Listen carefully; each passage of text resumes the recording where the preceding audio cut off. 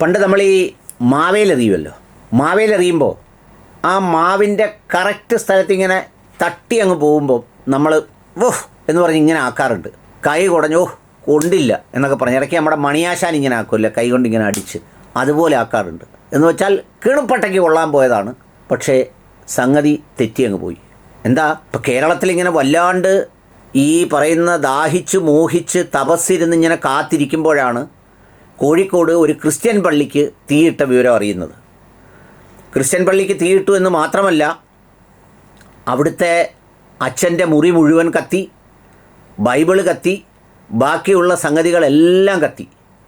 അങ്ങനെ കത്തി വല്ലാണ്ടൊരു പ്രതിസന്ധിയുള്ള സംഗതി പോലെയായി. അതിന് ഒരു 48 മണിക്കൂർ സമയം കൊടുത്തിരുന്നെങ്കിൽ നമ്മുടെ ആളുകളൊക്കെ ഒന്ന് സടകുടഞ്ഞ് എഴുന്നേറ്റ് 2 പ്രസ്താവനയൊക്കെ നടത്തി ഈ പറയുന്ന ജമാഅത്ത് ഇസ്ലാമിയും വരാൻ പോകുന്ന UDF ഭരണത്തിൽ ജമാഅത്ത് ഇസ്ലാമി ആഭ്യന്തര വകുപ്പ് കൈകാര്യം ചെയ്താലുണ്ടാകുന്ന ഒരു പ്രത്യേകതയും ക്രൈസ്തവ മതത്തെ ഉന്മൂലനം ചെയ്യാൻ വേണ്ടിയുള്ള അന്താരാഷ്ട്ര നിഗൂഢ പദ്ധതിയുടെ ഭാഗമായി ഒക്കെയുള്ള സംഗതികളും അവരെ സഹായിക്കാൻ ഞങ്ങളുണ്ടേ എന്ന് പറഞ്ഞ് ഒരുപാട് താല്പര്യപൂർവ്വം രംഗത്ത് വരേണ്ടതാണ് ആളുകളൊക്കെയും. അതിനെക്കുറിച്ച് ചർച്ച ചെയ്യേണ്ടതാണ്. പക്ഷേ വളരെ പെട്ടെന്ന് പോലീസ് പ്രതിയെ കണ്ടുപിടിച്ചു.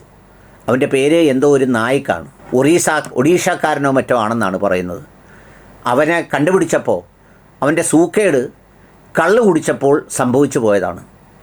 ഇങ്ങനെ സവിശേഷമായി കള്ള് കുടിച്ചു കഴിയുമ്പോൾ ഈ മുസ്ലിങ്ങളുടെയും ക്രിസ്ത്യാനികളുടെയും എന്തെങ്കിലുമൊക്കെ സമ്പത്തോ ആളുകളോ ഉണ്ടെങ്കിൽ വളരെ കൃത്യമായി അതിനോട് അലർജി തോന്നുകയും അവരെ ഉപദ്രവിക്കുകയും ചെയ്യുന്നൊരു സവിശേഷമായ രോഗം ഇന്ന് ഇന്ത്യയിൽ വളർന്നു വന്നിട്ടുണ്ട്. അത് പ്രധാനമായും ഈ 2 വിഭാഗക്കാരോടാണ് ഈ കുടിക്കുന്ന കള്ളിന് ഏറ്റവും വലിയ എതിർപ്പുള്ളത്. ഇത് ഉത്തരേന്ത്യയിലെ ബ്രൂവറികളിലൊക്കെ ഉണ്ടാക്കി കൊണ്ടുവരുന്നത് കൊണ്ടാണോ എന്നെനിക്കൊരു സംശയമുണ്ട്. ഏതായാലും നമ്മുടെ കേരളത്തിൽ തന്നെ ഉണ്ടാക്കുന്ന മിന്നൽ ബ്രാൻഡി വരുമ്പോൾ ഈ പ്രശ്നത്തിന് ചിലപ്പോൾ ഒരു പരിഹാരം കണ്ടേക്കും. കാരണം മലയാളിയാവുമ്പോൾ ഒരു സവിശേഷമായ സ്നേഹം ഈ നാടിനോടൊക്കെ കാണിക്കാനുള്ള സാധ്യതയുണ്ട്. ഇത് ഉത്തരേന്ത്യൻ സാധനമായതുകൊണ്ടാണ് ഇത് പള്ളക്കോട്ട് ചെന്ന് കഴിയുമ്പോൾ പിന്നെ ഈ കുത്താണ്. ഇത് വളരെ ചരിത്രപ്രസിദ്ധമായ കുത്താണ്. പള്ളിയിൽ കിടന്നുറങ്ങിയ റിയാസ് മൗലവിയെ വെട്ടിക്കൊന്ന് ആ പ്രതിയെ വളരെ നിസ്സാരമായി മദ്യപിച്ചപ്പോൾ തോന്നിയ ഒരു ദേഷ്യത്തിന് എന്താ പറയുന്നത്, ആ ഓർമ്മയില്ലാതെ ലഹരിയിൽ വന്ന് പള്ളിയിൽ കിടന്നുറങ്ങിയ ആളിനെയാണ് വെട്ടിക്കൊന്നത്. എന്ന് പറഞ്ഞാൽ നിഷ്കളങ്കമായ മനസ്സുള്ള പുള്ളമാർക്ക് മനസ്സിൻ്റെ ഉള്ളിലെ പുള്ള മനസ്സിൽ കള്ളമില്ലെന്ന് പറയുന്നത് പോലെ ഇത് കുടിച്ചു കഴിഞ്ഞപ്പോൾ നിഷ്കളങ്കമായി തോന്നിയ ഒരു സംഗതിയാണ്.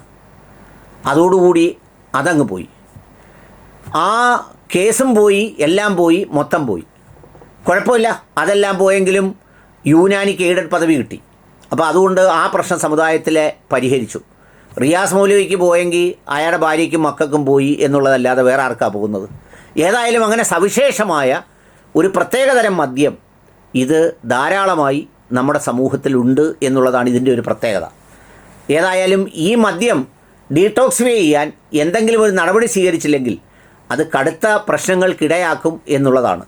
ഏതായാലും ഇങ്ങനെ ആയതുകൊണ്ട് അന്തിച്ചർച്ചകളോ പോസ്റ്റുകളോ ഒന്നുമില്ല. സവിശേഷമായി മുസ്ലിം വിരോധത്തിൽ പ്രാക്ടീസ് ചെയ്തിട്ടുള്ള കുറച്ച് പാസ്റ്റർമാരുണ്ട്. ആ പാസ്റ്റർമാരാരും ഈ സംഭവത്തിന് രംഗത്ത് വരികയോ അപലപിക്കുകയോ ഒന്നും ചെയ്യത്തില്ല. അതേസമയം വേറൊരു പേരുകാരനായിരുന്നെങ്കിൽ അസനാരു കുഞ്ഞോ അല്ലെങ്കിൽ പിന്നെ വേറെ എന്തെങ്കിലും അനീഫ കുട്ടിയോ ഒക്കെ ആയിരുന്നെങ്കിൽ ഇപ്പോൾ അങ്ങ് എവിടെ മുതലാ, അങ്ങ് ഉത്തരേന്ത്യ മുതൽ അങ്ങ് വേറെ രാജ്യങ്ങൾ മുതലുള്ള കാര്യങ്ങളും കണക്കുകളും ഒക്കെയായി രംഗത്ത് വന്നേനെ. കഴിഞ്ഞ ദിവസം നമ്മുടെ ജാബു ജേക്കബ് കിറ്റക്സിൻ്റെ മതരഹിത സമുദായ സാഹോദര്യ മുന്നണിയുടെ ക്യാപ്റ്റൻ ഇരുന്ന് പറയുന്നത് കേട്ട് ഈ മണിപ്പൂരിലെ കാര്യം പറഞ്ഞപ്പം നൈജീരിയയിൽ നിങ്ങൾ നോക്കുന്നില്ലേ, സുഡാനിൽ നിന്ന് വിടുന്നില്ലേ, വിടാനിൽ നിന്ന് സുഡാമോ എന്നൊക്കെ പറഞ്ഞ് പുള്ളി ഇരുന്ന് ചർച്ച ചെയ്യുന്നുണ്ട്. ഏതായാലും ഇത്തരം ആളുകളുടെ കാലത്ത് ഞാനില്ല നേരത്തെ പറഞ്ഞതുപോലെ ആ കിണുപ്പട്ടയ്ക്ക് കൊള്ളാതെ പോയൊരേറ് പോലെ ഇതങ്ങ് പോയി.